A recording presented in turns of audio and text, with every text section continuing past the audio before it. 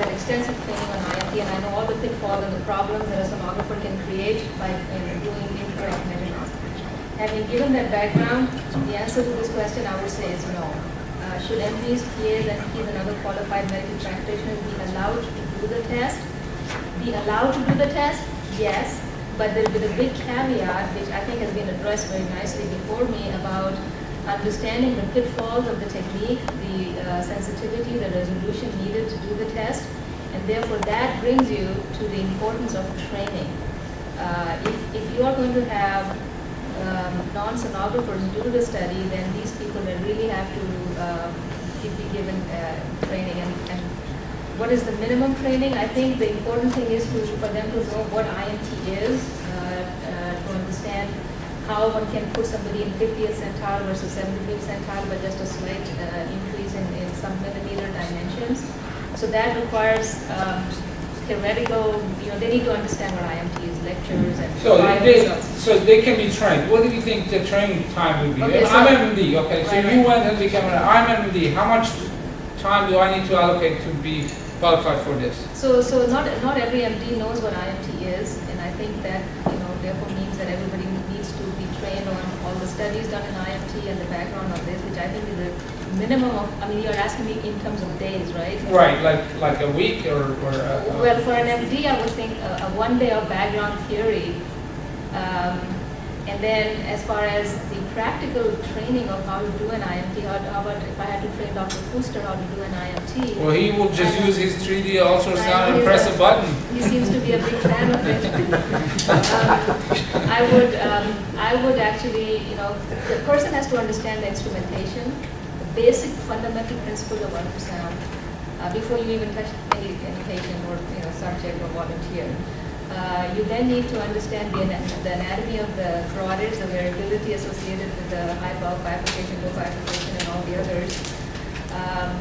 And then you need to basically start training, the demonstration of how to do an ultrasound on a patient to somebody who's learning, and then to actually do hands-on learning with that person under guidance of the person who's qualified. Just like an exam, they test. Right. Because there are these fine nuances. You can tilt the transducer upward, downward, forward, lateral, and that can produce a difference. And I think, as you said, if you choose 3, and I actually like ASE protocol. I think it's simple enough, and it is simple but yet comprehensive enough in that it would probably not miss significant disease. So they recommend doing a short axis scan from the base of the neck all the way up. So you would actually pick up, you kind of get a 3D type of an image of the artery. You're seeing the entire artery in a circle, although it's not pristine circle all the way, it's easy to say. So you actually identify if there's any major plaque, and if so, where is it located, because these are usually eccentric. But there is a study, by the way, published looking at training people to It's called Opaka study. It was actually published in Yeah, I was an author. Jim Stein's the first author. Okay. Right. So do you have any bottom line of that study? People can be trained to do it. Okay. Does that study have total variability? What I've seen is the reader variability, but I've not seen the total I variability. think it did report total variability. They actually, I think, even compared images to a standard ultrasound equipment, and they found that the differences were very insignificant. And I don't know the exact numbers, but I think in their hands it appeared that the variability was not But you're talking about performance-based training and certification, not a multiple choice test, right? Like sonographers currently undergo an ICAVL or... Performing and looking at coefficient of variation after the study, etc. Right. But in my opinion, The test is multiple choice, but to be able to sit for the test, you actually have to do things beforehand. You have to perform many studies before you're allowed to sit for that examination. Okay. But there's no quantitative estimate of variability. Or is there? There wasn't what For an examination, I'm talking about a certified examination. For like Artemis or ICAVL. Right. You actually have to do the studies, lots and lots of the studies. right, I before you think can sit. that is a fundamental problem, and that's the Achilles heel of the training, is once these people have had their practical training course, let's say a 2-day course, they then have to go back and do the studies and submit their studies to a certifying body, which looks at their results and then approves them once they meet certain standards. Okay. And I think that's the minimum amount of training That's what we need to address, what is the details, but I think what the conclusion of the panel is, there is a significant problem or issue coming from, source of variability coming from operator. Either manual operating the test as well as manual interpretation of the test. And we will go into more details. In the interest of time, we have 2 more presentations. Can I just make one quick